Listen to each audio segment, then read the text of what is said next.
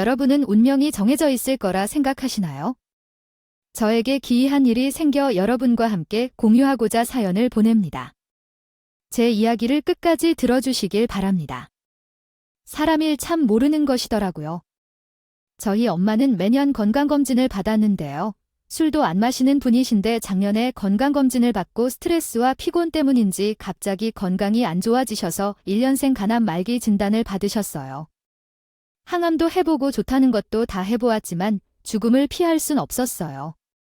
결국 엄마는 병을 알게 된 후 6개월 만에 돌아가시게 되었습니다. 엄마가 돌아가시고 전 그 당시 방황도 많이 하고 마음을 잘 못 잡았어요.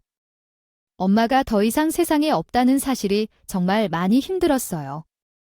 매주 엄마가 있는 납골당으로 가서 많이 울기도 하고 많은 시간을 보내고 왔어요. 어머님.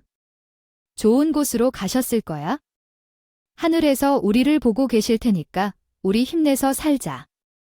엄마가 없다는 게 믿어지지가 않아. 마음이 너무 괴로워. 잘 살아갈 자신이 없어. 왜 그래? 내가 있잖아. 어머님의 빈자리 내가 채워줄게. 우리 힘내자.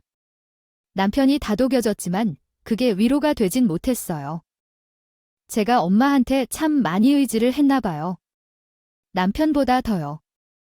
엄마가 제 삶에 당연히 있을 줄 알았는데 당연하지 않다는 걸 깨닫게 되니 한동안 우울증도 심하게 와서 이겨내기가 참 힘이 들더라고요. 그렇게 많이 아팠는데 저도 자식들이 있기에 이 시련을 극복하려고 노력하게 되었어요. 엄마는 돌아가실 때 저와 남편에게 당신이 가진 걸 다 증여하셨어요.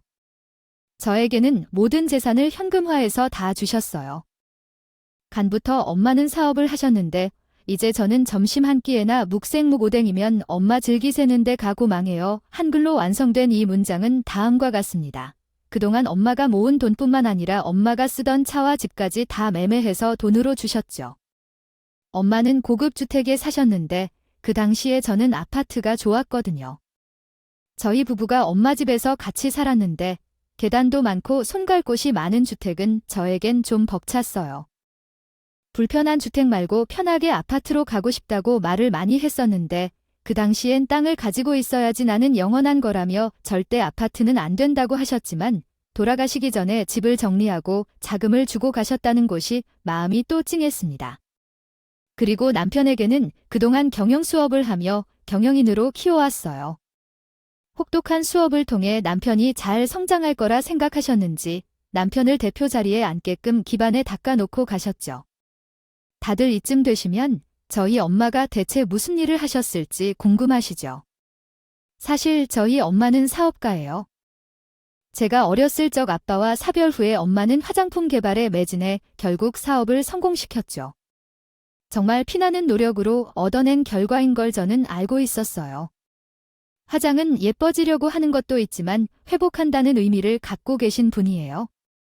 생각의 흐름이 남들과는 달라 이런 성과를 내올 수 있었던 것 같아요. 그런데 우리 엄마는 좀 특이한 게 있어요. 무슨 일을 하든 과정 지향형 결과론적임에도 굳게 믿는 한 가지가 있어요. 바로 사주팔자를 너무 많이 믿는다는 거예요. 엄마, 그런 것 좀 그만 믿어. 재미로 본다고 하기에는 너무 맹신한 거 아니야? 얘는 너 맹신이라는 뜻 몰라? 나는 참고만 하는 거지? 얘야, 없을까? 말대로 했으면 난 완전 다른 삶을 살았을 거야. 정말 재미로 보는 거야? 재미로, 엄마는? 재미로 본다고 하지만 내가 보기엔 좀 맹신하는 느낌이었어요. 그래서 엄마의 그런 믿음이 정말 마음에 안 들었어요. 어렸을 땐 더 했어요. 자주 풀이에서 나온 결과로 온갖 재질을 걸어 저를 컨트롤하려 했거든요. 너 오늘 나가지 마. 오늘 운세가 최악이래. 밖에 나가면 무슨 큰 사달이 난다고 하니까 꼭 집에 붙어 있어. 엄마 무슨 말을 하는 거야? 그만 좀 해. 그런 건 다 미신이야. 아무짝에도 쓸모가 없다고 그런 거 누가 믿어? 그래도 피하라는 거 피해서 나쁠 건 없어. 내일은 파랑색이 안 좋은 색이니까 청바지 절대 입지 말고 파랑색 입은 친구와도 놀지 마. 버스도 파랑 버스 타지 말고 다른 거 타고 엄마한테는 어떤 말이든 통하지 않아요.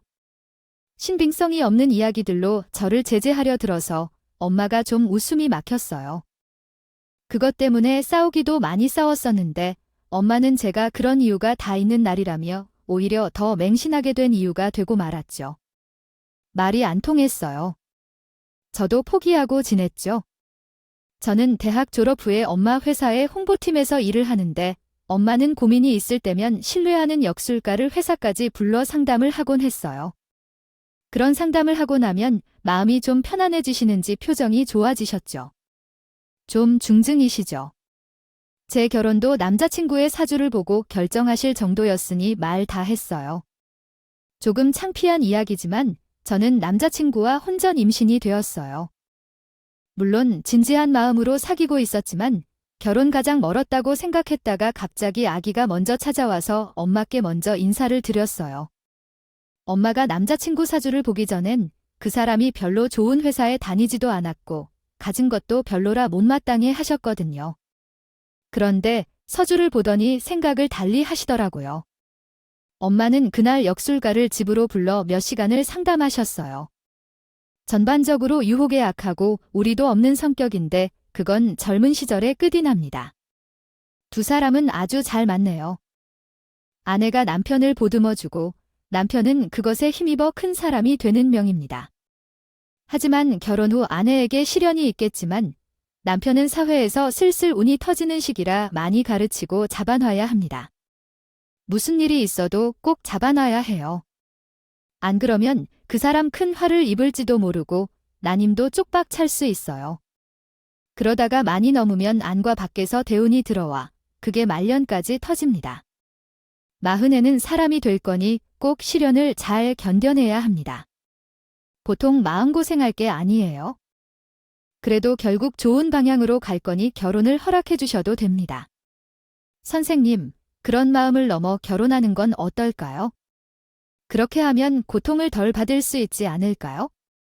나이만 먹고 결혼하는 것이 최선이라고 생각하지만 이제부터 계속 사귀다가 결혼해도 마음의 고생은 어쩔 수 없이 있어요. 늦게 결혼하면 더 좋을 것 같지만 우리는 이미 아이를 가졌고 그때까지 버틸 수 없었습니다. 그 압도적인 어려움을 모두 겪고 이겨내야 한다는 신의 계획이었다고 말해주셨죠. 그때는 그 말을 믿지 않았고 그저 흘려들어 버렸다. 그 어려움이 올 거라고 생각하지 않았고 서로를 너무 아끼기 때문에 결혼을 했죠. 역술가는 엄마에게 남편을 꼭 지켜보라고 권고했지만 엄마는 단순히 믿고 그래서 우리 부부를 먼저 엄마 집에서 살게 했습니다. 저희가 모아놓은 돈도 많지 않았지만 괜히 다른 집에 새 살지 말고 돈도 아낄 겸 엄마 집에 들어와 살라고 하셨어요. 엄마는 3층짜리 단독주택에 사셨거든요. 집은 넉넉해서 저희가 들어가서라도 여유로운 평소였어요. 두 번째로는 중견기업에 다니는 남편을 엄마 회사로 이직하라고 했어요. 남편은 오히려 그 말을 들었을 때 좋아했어요. 든든한 장모님 댁이 있다면 회사 생활이 편할 것 같다면서요. 하지만 엄마는 남편의 이직에 대한 지원을 하나도 안 해주고 오로지 남편 힘으로 해보라고 했어요. 회사의 사이라는 것도 말하지 말라고 했고요. 그래서 남편은 전력을 다해 이직을 준비했고 결국 합격해서 엄마 회사에 다니게 되었어요. 세 번째로는 저희 남편을 열심히 가르치셨어요. 말은 가르치는 거지만 모르는 사람들이 보면 차별 대우라고 생각할 거예요. 하지만 엄마는 회의 때마다 남편을 공개적으로 저격하고 깎아내렸어요. 그 때문에 다른 직원들은 남편이 대표님께 찍혔다고 불쌍하게 여겼죠. 입사에서도 계속 남편이 대표일 사위라고 말하지 않았거든요. 그 때문에 남편도 엄마를 무서워했고 그래서 더욱더 다른 생각을 못하고 일에만 매진했던 것 같습니다. 엄마는 남편을 많이 구박했어요. 집에서는 말끝마다 질에서 가정이 되겠냐에서부터 회사에서는 길에서 실적을 낼 수 있겠냐 하며 항상 부족하면만 들춰내고 더 고차원적인 걸 원하셨죠. 남편도 매일 그런 말 들으면 의기소침해질 만도 하고 자존심도 상해서 엄마한테 대들 만도 한데 그걸 참아내더라고요. 게다가 남편은 엄마의 말이라면 더 노력하게 돼서 결국 엄마의 성원에 맞는 결과물을 가져왔어요. 남편은 경영팀에 있었는데요. 경영인이 되려면 항상 새로운 걸 추구해내라고 하는 엄마의 말에 치료가 되는 신제품을 기획했고 그것을 엄마 마음에 쏙 들었어요. 그때 남편은 엄마한테 점수를 많이 땄어요. 10년간 묵묵히 일해온 것도 정말 대단한 일인데 그때서야 엄마는 저보다 남편이 더 사업가 체질이라며 남편을 더 밀어주려고 하시더라고요. 저 역시 원래 사업에는 별로 관심이 없었어요. 그리고 보통 부부 사이에 남편이 잘 되면 좋잖아요. 저도 그땐 그런 마음으로 남편을 응원했죠. 그래서 엄마는 남편을 다그쳐야 잘하는 스타일이라며 더 채찍질을 하였고 남편도 그걸 벅차지 않고 엄마를 무서워했지만 결과적으로는 좋은 결과를 만들어내자 자신도 스스로를 대견해 하더라고요. 남편의 능력이 넥스트 레벨이 되자 업계에서도 일 잘한다는 소문이 퍼져나갔다고 해요. 자자했어요. 남편이 엄마의 사회인 줄 모르고 스카우스안을 많이 받았는데 엄마는 그때서야 회사에 저희 남편을 사위라고 오픈하더라고요. 결혼식에 왔던 사람들도 그때서야 얼굴이 기억이 난다며 알아봤어요. 그리고 그때쯤 신제품을 출시하고 반응도 조차 이 정도면 사위를 대표 자리에 앉힐 만하다며 엄마도 남편에게 신뢰를 갖게 되었는지 좀만 더 잘하면 자신의 자리까지 줄 거라고 말하며 당근도 주셨죠. 그때서야 모든 의문이 다 풀렸어요. 남편을 좀 더 능력을 갖추기 위해서 엄마가 그동안 남편을 힘들게 했던 거를요. 그 모든 것을 다 역술가가 푼 사주팔자에 있었다고 하더라고요. 어쨌든 남편은 엄마가 자기한테 회사를 물려줄 거라는 말에 더 힘을 얻어 더 열심히 일하려고 했지요. 저는 그때쯤 둘째가 생겨 퇴사를 하게 되었어요. 남편도 탄탄대로니 걱정이 없었고 첫째에게도 더 신경을 써주고 싶었어요. 그때 정말 행복했던 것 같아요. 모든 게 순조로웠거든요.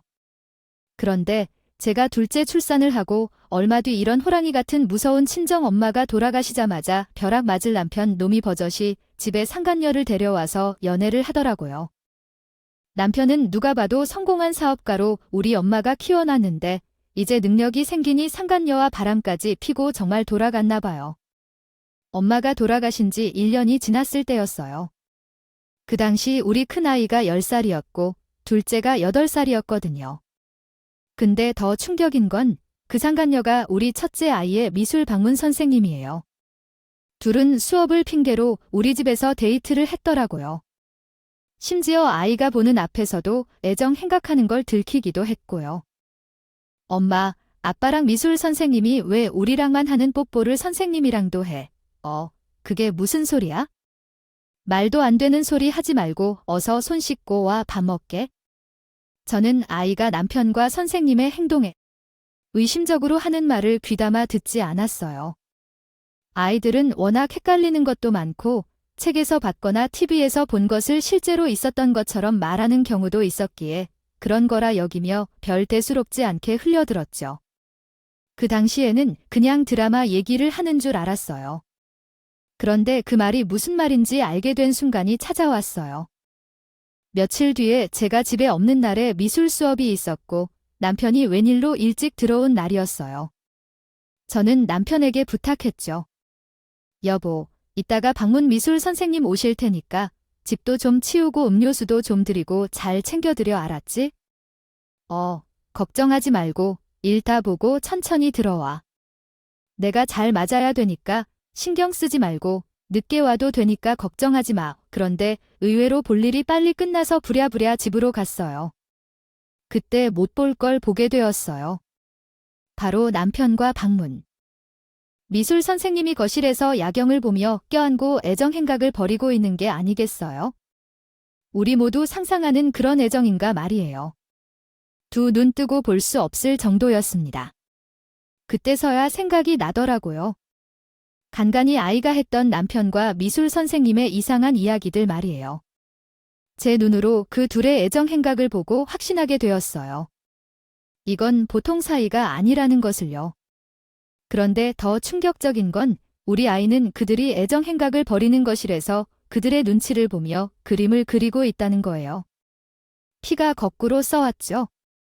둘의 애정 행각도 열받아 죽겠는데 그걸 아이가 눈치 보고 있다는 거요. 저는 아이가 수업 중일 거라 생각하고 조심스럽게 들어와서 그런지 아무도 저의 인기척을 느끼지 못하더라고요. 그래서 그 둘의 그런 모습을 바로 사진으로 찍어놓고 바로 그 연놈들 머리채를 잡고 패대기를 쳤습니다. 둘이 불륜을 저지르는 것도 열받아 본능적으로 한 행동이었어요. 죽겠는데. 아이 보는 앞에서 이게 무슨 짓인지. 무기가 있었다면 쏴버리고 싶은 심정이었죠. 그런데 오히려 상간녀가 그러더라고요. 당신 남편 나 좋아해. 내가 편하대. 당신 집구석에서는 답답해서 하루도 못 살겠대. 사람을 옥죄며 사는데 당신 같으면 살고 싶겠어. 그래. 너 가져. 나 이런 남편 필요 없거든. 그래, 너 가져. 그런데 세상 사람들이 불륜녀를 뭐라고 하는 줄 아니? 배설 같은 거라고 하더라. 넌 그런 대우 받고 싶니? 남의 남편 꾸셔내서 불륜녀라고 듣고 싶냐고? 당신 곧 그만하지 못해 좀 고상해질 수 없냐고? 너네는 고상해서 불륜 저질렀니? 나 가만 안 있을 거야. 나 너애 고소하고 내가 가져간 우리 엄마 회사 내가 다시 돌려올 거고.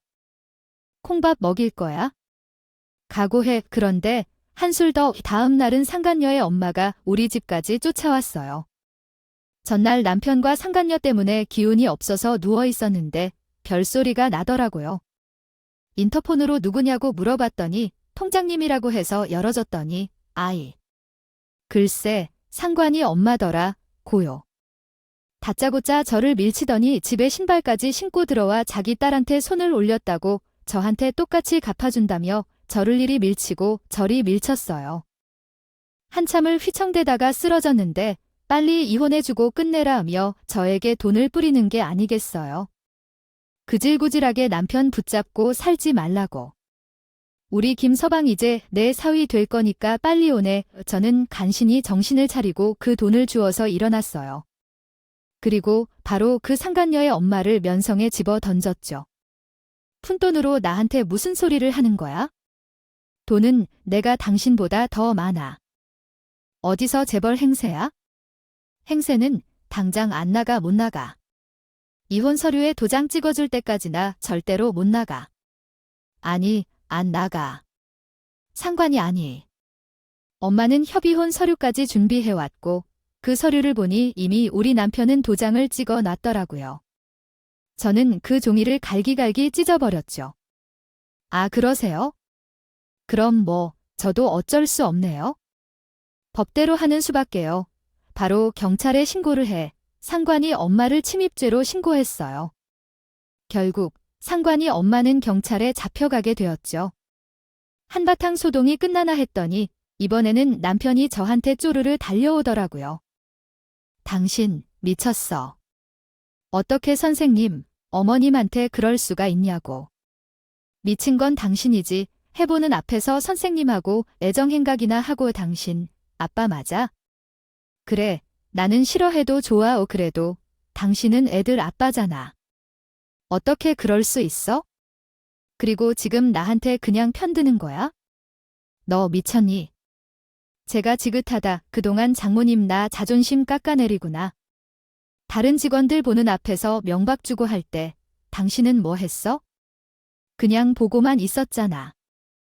당신이 언제 내 편 들어준 적 있어? 나 결혼 생활 내내 장모님 때문에 마음 졸였는데 내가 그렇게 당하는데도 모른 척하는 당신 때문에 더 외로웠었어. 이젠 무조건 내 편인 사람하고 살고 싶어. 아, 당신하고 이제 살고 싶지 않아. 그러니까 제발 이유는 좀 하자. 그래, 그럼 우리 회사 내놔. 우리 엄마 회사잖아. 내가 다른 년이랑 살 거면 우리 엄마 회사는 내놓고 가야지 않겠니? 뭐라고? 그 자리 내가 스스로 올라간 거야? 장모님이 뭐 억지로 자리 만들어주신 줄 알아? 우리 엄마 아니었음 당신이 그 자리를 노려보기라도 했을까? 우리 엄마가 나랑 잘 살라고 그 자리에 앉게 도와준 거지? 단연이랑 바람나서 잘 살라고 그 자리에 앉게 해준 줄 알아? 이제 나의 염치 없기로 작정한 거구나. 내가 누구 좋으라고 이혼을 해줘? 나는 이혼 안 할 테니까 평생 불륜으로 꼬리표 붙이고 살아. 남편은 그날부터 집을 나가 버리더라고요. 그년이랑 같이 지내겠죠? 생각하면 생각할수록 피가 거꾸로 쏟았지만 지금 제가 열폭해서 뭐하나요. 저런 사람과 제가 자식까지 낳고 살았더니 정말 후회스러웠습니다. 모든 걸 처음으로 되돌리고 싶었어요. 그 사람을 몰랐던 때로 하지만 너무 멀리 왔죠. 아이들은 너무 예쁜데 저런 자식이 아빠라는 게 너무너무 싫었고요. 우리 엄마 자리를 그 자식이 가지고 있는 게 너무 싫었어요. 알거지로 내쫓아내고 싶었어요. 그래서 대표직을 내려놓게 하려고 했지만 회사는 별 수가 없더라고요. 상간녀도 우리 집 말고 그년 엄마도 이제 우리 집을 아니까 집에 있기가 무서워지더라고요. 밤에 도어락 누르고 들어와 저와 우리 아이들한테 해코지하면 어떡해요? 그럼 무서운 생각이 소용돌이를 치고 들어와 꼬리에 꼬리를 물며 생각에 잠겼어요. 잠도 못 자겠어서 옷까지 몇 개 챙겨서 무작정 차를 타고 나왔죠. 아이들과 어딜 갈까 하다가 사람들이 많은 곳이 더 안전하겠지 싶어서 난생 처음으로 찜질방에서 자게 되었습니다. 그런데 그날 이상한 일이 벌어졌어요. 사람들이 많아서 그런지 잠을 많이 설쳤는데 꿈속에서 돌아가신 엄마가 화가 난 표정으로 가슴을 내리치시는 거예요. 내가 김서방 가만두나 봐라. 이 엄마가 혼내줄게. 이혼시켜주고 모든 걸 되찾기 해줄게. 저는 꿈이라서 그런지 정확히 무슨 뜻인지 이해가 안 갔었어요. 앞뒤도 안 맞는 것 같고요. 그런데 저는 엄마 꿈을 꾸고 나서 이혼을 결심하게 되었어요. 엄마 꿈을 꾸고 나니 뭔가 든든한 느낌이 들더라고요. 하늘에서도 엄마는 저를 위해 애쓰고 있다는 생각을 했어요. 그 이유는 얼마 지나지 않아 알게 되었습니다. 남편은 며칠 뒤 집에 왔는지 도어락 비밀번호가 바뀐 걸 알고 전화가 왔어요. 당신은 어디야? 도어락 비밀번호를 바꾸면 어떡해? 지금 어디야? 빨리 문 안 열어. 내 집 내놔. 아, 내 집 내놓으라고 바람나서 정신없지? 처자식이 어떤 상태로 샀는지도 모르고 지금 어디다 대고 큰 소리야. 당신 좀 주고 싶지도 않아. 그대로 꺼져. 내 집 앞에서 얼쩡거리지 말고. 뭐, 내 짐이 당신 거야? 비밀번호 당장 말하라고. 억울하면 고소해. 아니, 그냥 이혼하자. 내가 그냥 불륜녀 만들고 당신은 쓰레기 만들려고 이혼 안 하고 그냥 참고 살려고 했는데 생각해보니 당신은 그럴 가치가 없더라고. 그냥 잊고 사는 게 마음 편할 것 같아. 이혼할 거니까 위자료 준비해. 귀책 사유는 당신한테 있으니까 무조건 당신이 패소야. 나는 위자료라도 잘 받아서 당신 거지 만든 게 지금 목표거든. 그러니깐 각오하고 있어? 아, 그렇구나. 근데 나는 가만히 있을 것 같니? 아, 그렇잖아. 나도 생각해봤는데 이혼 안 하려고 당신한테 위자료 한 푼도 주기 싫어. 그냥 이렇게 살자. 그래야 당신도 마음 불편하겠지? 어디, 당신도 지옥에서 살아봐. 제가 이런 사람과 부부로 호적에 올라가 있으면 뭐해요? 이미 마음은 부부가 아닌데요. 남편 자식도 저와의 이혼을 원해왔기 때문에 제가 이혼하자고 하면 얼씨구나 하고 당장 이혼해 줄 알았는데 갑자기 남편이 이혼을 안 하겠다고 하니 진짜 어이가 없더라고요. 저도 이제 이 판사판이에요. 자기가 이혼 안 한다고 하면 내가 뭐 이혼 못 하나요? 전 소송을 준비했습니다. 먼저 우리 아이 가르친다는 명목으로 우리 집에 드나들며 몹쓸 짓을 한 그 상간녀는 죽도록 해주고 싶었지만 금융치료가 더 그년을 힘들게 할 것 같아서 상간녀 위제를 청구하는 소송을 제기했고 남편은 혼인의 파탄 사유를 제공했기 때문에 이혼 소송도 병합해서 진행했어요. 결국 위자료도 받고 이혼도 하게 되었어요. 그런데 정말 찜찜하게 엄마가 전 남편한테 안친 계속 유지가 되니까 계속 화가 나더라고요. 엄마는 왜 저 사람을 대표로 키워놨는지 너무 화가 났습니다. 전 남편은 이미 대표직에 앉아 있었기에 끌어내리는 건 쉽지가 않았어요. 이 사진들께 찾아가 남편의 사생활을 다 까발리고 대표직에서 끌어내리려고도 했어요. 그런데 사진들도 일 잘하는 남편을 더 믿지 저를 믿진 않았어요. 남편은 정말 엄마한테 잘 배워서 이미 일 잘하는 대표였거든요. 남편의 높은 안목으로 실적도 매년 상승하는데 사생활이 문제겠어요.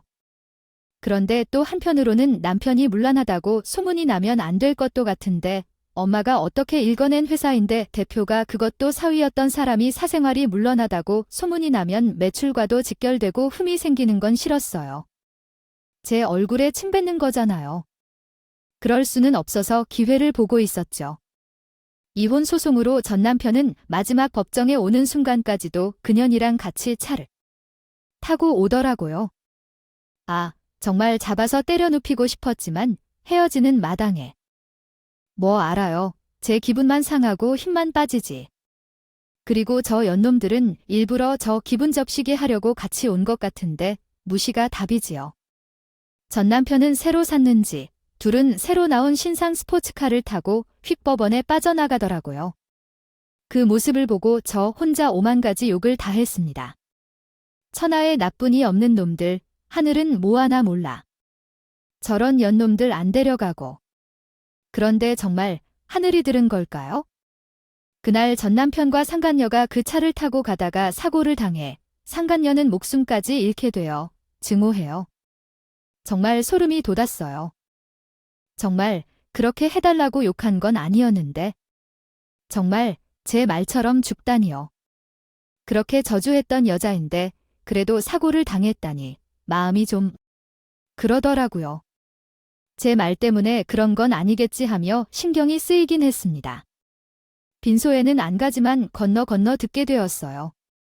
전 남편이 꼴의 애인이었다고 심하게 다쳤는데도 불구하고 상주까지 자청해 그년을 보내줬다고요.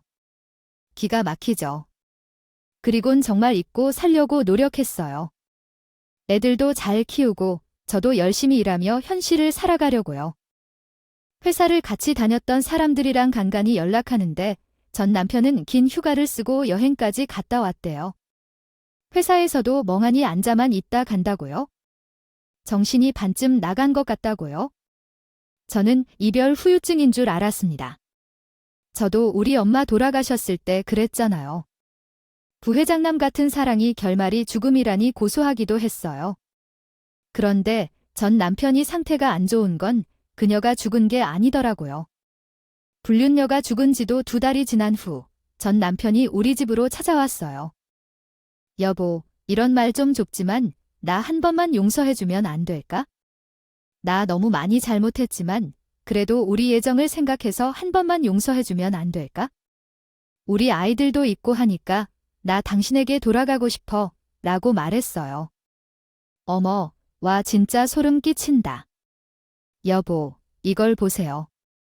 무슨 생각으로 이러는지 모르겠지만 그만하세요. 남편이라는 건 너무 신뢰 아니에요. 나 깨달았어. 장모님이 나를 그렇게까지 엄하게 대신하셨는지 나를 만들려고 그러신 건데 내가 오해했어? 미안해. 여보, 이미 늦었어. 난 엄마의 그런 행동을 못 막았네. 후회스러워. 그냥 날 대표로만 되지. 남한테 왜 그렇게 공을 들여 회사까지 줬는지 화가 나 허튼 수저 그만 부려. 나 이제 안 속아. 나 이제 진짜 빈털털이야. 돈도 하나도 없다고. 그년이 다 가져갔어. 그년이 다 빼돌렸다고. 잘 됐네. 인과응보. 자업자득이네. 그래서 뭐 나한테 급이 갚아달라고. 아니 나는 당신 이름만 들어도 소름이 끼쳐. 우리 애들한테 당신 피가 섞여 있는 것도 너무 싫다고. 당신이 우리한테 어떻게 했는데 나한테는 어떻고. 절대 용서하네. 절대로. 나 어렸을 적부터 부모 사랑 못 받고 컸잖아. 애정 결핍인 거이 당신도 알잖아. 그래서 나 좋다는 당신 만나서 좋았는데. 아, 장모님이 하도 엄마게 되었으니까 내가 정신이 어떻게 됐나 봐. 그리고 그년이 옆에서 맞고시니까 바보같이 거기에 너무 간 거야? 듣기 싫어. 그만해. 하나도 궁금하지도 않고 다 옛날 일이야. 그리고 당신이 어떻게 살든 아무 상관 안 해. 신경도 안 쓰이고. 그러니까 알아서 살아. 나한테 이런 부탁 그만하고. 걔가 나 이용한 거라고. 내 지위와 돈을 이용했던 거야? 당신도 알잖아. 나 재산 하나도 없는 거? 아무리 대표라고 해도 너 가진 거 없는 거 알잖아. 어머님이 내 명의로 뭐라도 남겨주신 거 없잖아. 하다못해 신용카드도 내 명의가 아니었잖아. 내가 가진 건 내가 벌인 월급이 전부인 건데? 걔가 내 진명에 도용해서 이미 다 팔아먹었고 거기에 내 이름으로 사기를 하도 치고 다녀서 모아놓은 돈도 다 날리고 합의금으로도 수십억 썼어. 그러니까 지금 그 돈 나한테 갚아달라고 하는 거야? 뭐야, 이런 얘기. 나한테 왜 하는데 그 돈은 내가 다 해결했어. 내가 이런 건 당신하고 다시 처음부터 시작하고 싶어서야. 난 완전 리셋됐어. 나 이제 정신 차렸다고 진짜야. 믿어줘. 내 나이도 많이 넘었는데. 아, 이제 철없이 행동하네. 절대로 애들도 있는데 애들 종교를 위해서라도 같이 살자. 응, 남편이 나이를 말하니 딱 떠올랐어요. 우리 결혼할 때 40 지나면 남편에게 대운이 될 거라고 했던 거예요. 그때 남편의 나이가 딱 41살 생일이 지나던 때였는데요. 엄마가 말했던 남편이 정신 차리는 나이였어요. 만 나이로 40이에요. 이런 쪽에서는 만 나이로 치잖아요. 그래도 제 마음이 풀린 게 아니었기 때문에 전 계속 제 입장을 호소했죠. 아니, 당신이 정신 들고 안 들고 그게 문제야? 아니야. 난 이미 마음이 떴어. 애들도 볼 생각 마. 어디 바람 피워서 이혼한 사람이 애들한테는 아빠 노르든 하고 싶어. 그게 더 정서에 안 좋아. 아빠는 죽었다고 할 거니까 애들 앞에 2번 다시 나타나지도 마. 남편은 저를 계속 붙잡고 계속 설득시키려고 했지만 저는 듣기 싫어서 나왔어요. 남편은 곰곰이 생각해보니 자신을 진정으로 사랑해주고 아껴준 사람은 저와 장모님뿐이라는 걸 알게 되었다고 해요. 그래서 뭐예요? 이미 끝난 사이인데. 저도 그땐 완전히 마음 떠난 상태여서 절대로 넘어가 주지 않으려고 했어요.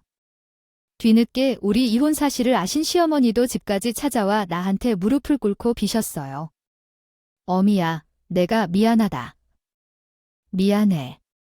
내가 우리 애를 잘못 키웠어.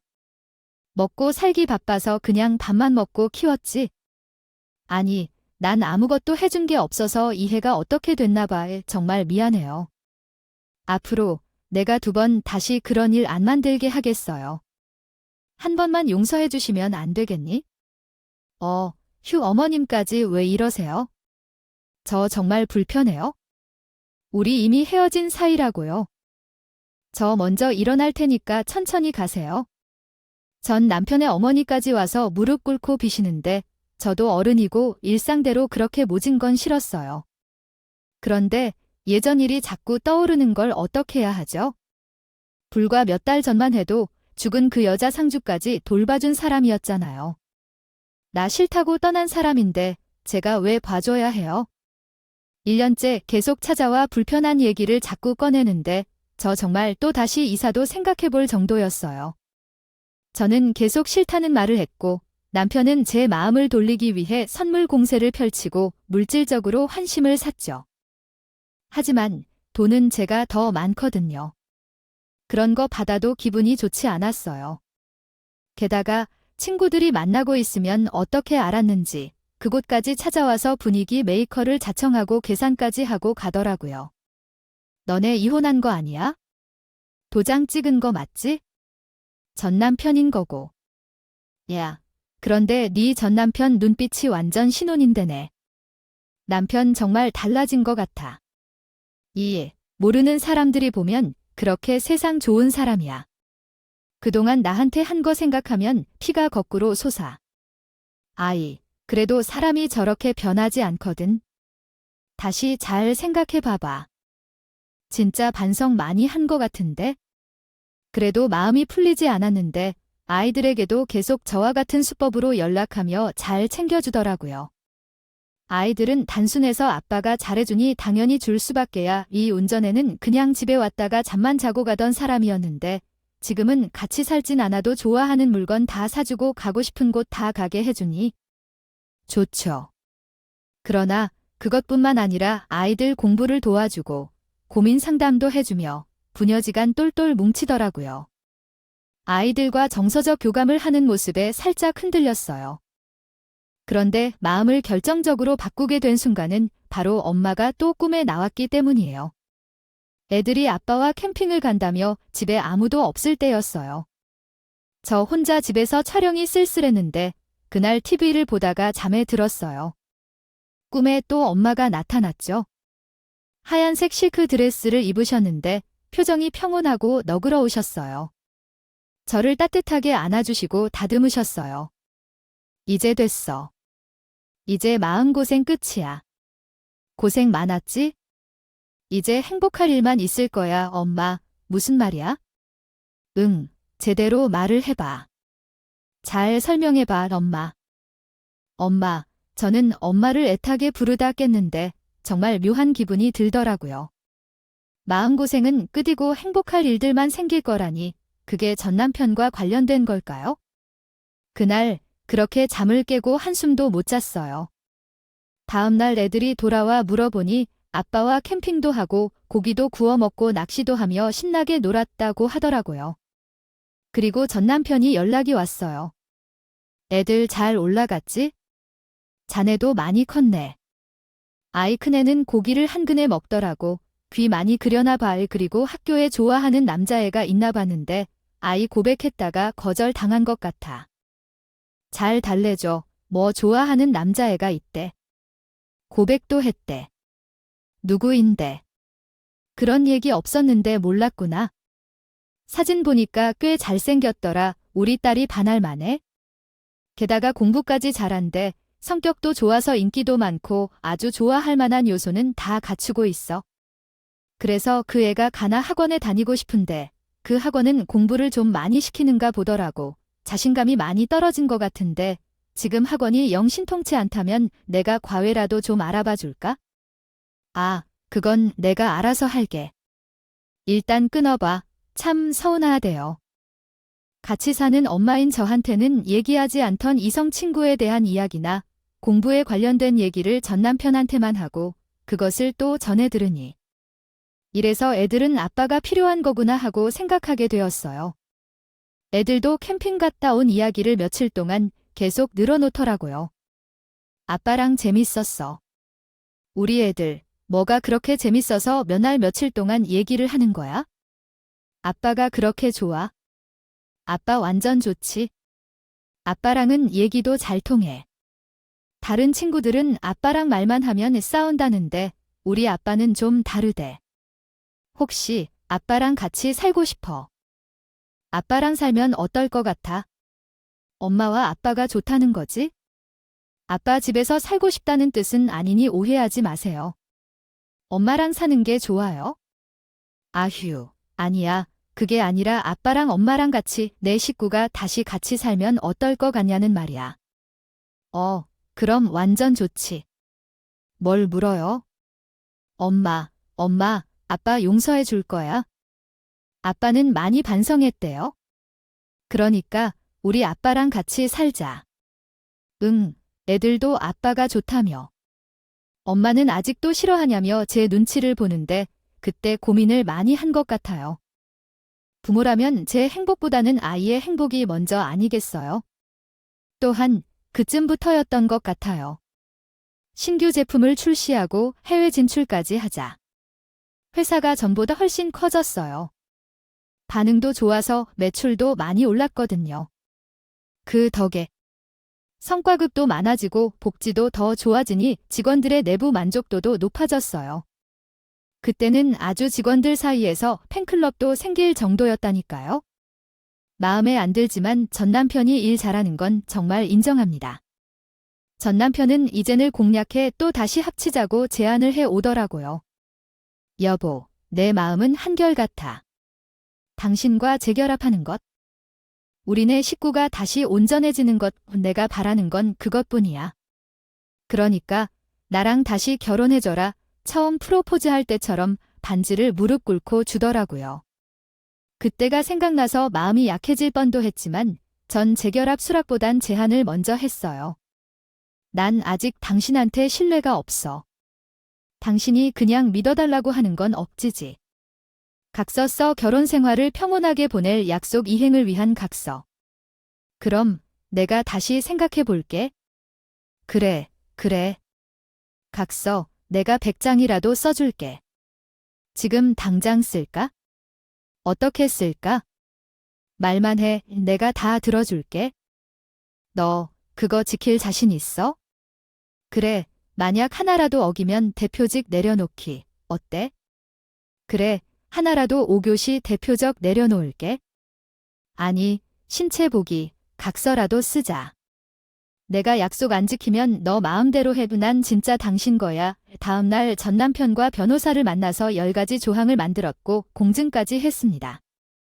바람 피우지 않기, 재산을 투명하게 운영하기, 포근하지 않기, 아이들의 정서를 해치는 모습을 보이지 않기 등 달성하고자 하는 목표가 무엇인지 분명히 적었고 약정 위반 시에 책임을 어떻게 물을 것인지도 구체적이고 아주 명확하게 기재했습니다.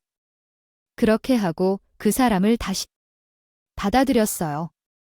그 각서를 작성하고 지금 10년이 지났는데요. 아직까진 남편과 사이가 좋아요. 모든 대화로 시작해서 대화로 풀고 있고요. 다시 한 집에서 살게 된 후로 남편은 성실히 일만 하고 다녀요. 아이들에게도 최선을 다하고요.